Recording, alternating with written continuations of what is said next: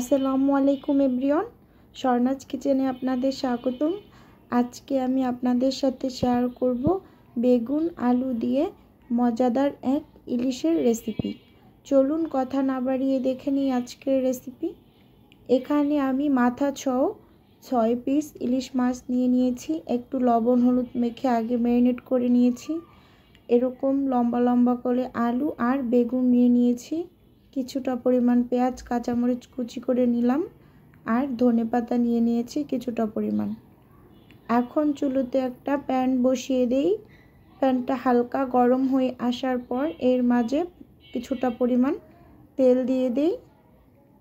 তেলটা হালকা একটু গরম হয়ে আসার পর দিয়ে দিলাম পেঁয়াজ কাঁচামরিচ কুচি। এখন একটু তেলের সঙ্গে ভালোভাবে একটু ভেজে নেব। এখন এর মাঝে আমি স্বাদ মতো কিছুটা পরিমাণ লবণ দিয়ে দিই। লবণটা একটু বুঝে শুনে দিতে হবে, কারণ মাছটাকে লবণ হলুদ মরিচের গুঁড়ো দিয়ে আগে থেকে একটু ম্যারিনেট করে রেখেছি। এখন গুঁড়ো মশলা দিয়ে দিলাম 1 টেবিল চামচ মরিচ গুঁড়ো, 1 টেবিল চামচ হলুদ গুঁড়ো আর দিয়ে দিলাম 1 টেবিল চামচ জিরে গুঁড়ো।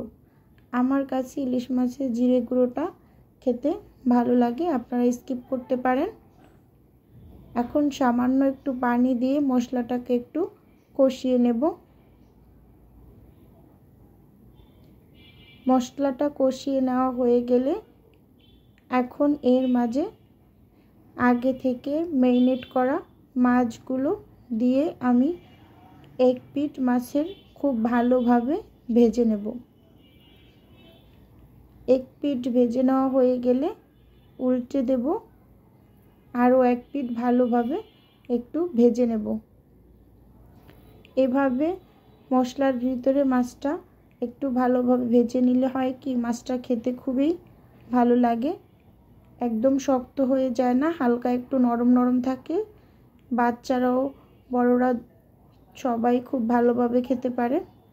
এখন কিছুটা পরিমাণ পানি দিয়ে দিলাম মাছটাকে রান্না হওয়ার জন্য। কিছুক্ষণ রান্না করে নেব। এই পর্যায়ে ঢাকনা খুলে আমি একটা চামচের সাহায্যে এক এক করে সব মাছগুলোকে তুলে নেব। তুলে নেওয়া হয়ে গিয়েছে। এখন বেগুন আর আলুগুলো দিয়ে একটু ভালোভাবে মশলার সঙ্গে উল্টে পাল্টে নেড়ে চেড়ে মিশিয়ে নেব। মিশিয়ে নেওয়া হয়ে গেলে ঢাকনা দিয়ে আলু আর বেগুনটাকে আমি একটু 5 মিনিটের মতো রান্না করে নেব। এর মাঝে আলু আর বেগুনটা অনেকটাই সফট হয়ে আসবে। এখন ভালোভাবে একটু নেড়ে চেড়ে নিই ঢাকনা খুলে। এই পর্যায়ে আসার পর আমি তুলে রাখা মাছগুলো দিয়ে পরিমাণ মতো পানি দিয়ে ঢাকনা দিয়ে রান্নাটা করে নেব। রান্না করতে করতে ভিউয়ার্স আপুদের উদ্দেশ্যে একটাই অনুরোধ, প্লিজ ভিডিওটা না টেনে সম্পূর্ণটা দেখার অনুরোধ রইল। আর ভিডিওর কোনো অংশ যদি ভালো লেগে যায় তাহলে লাইক এবং সাবস্ক্রাইব করে পাশে থাকবেন। আপনার একটা লাইকই পারে আমার এই ভিডিওটা আরও 5-7 জনের কাছে পৌঁছে দিতে। তাই আবারও বলছি, লাইক দিয়ে কন্টিনিউ করুন। এখন ঢাকনা দিয়ে ঢেকে পুরো রান্নাটা শেষ করে নেব। এখন ঢাকনা খুলে এই পর্যায়ে আমি উপর দিয়ে কিছুটা ধনেপাতা কুচি দিয়ে দেব। আপনাদের ভালো না লাগলে ধনেপাতাটা স্কিপ করতে পারেন। ধনেপাতা দেওয়ার পর 2 মিনিটের মতো ঢাকনা দিয়ে ঢেকে একটু রান্না করে নেই। এখন ঢাকনা খুলে চুলাটা বন্ধ করে দেব।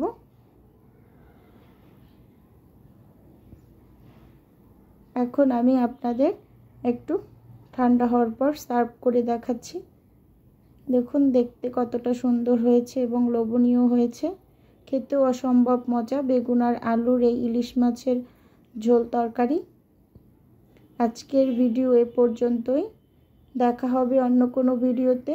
সে পর্যন্ত ভালো থাকবেন, সুস্থ থাকবেন। আসসালামু আলাইকুম, আল্লাহ হাফেজ।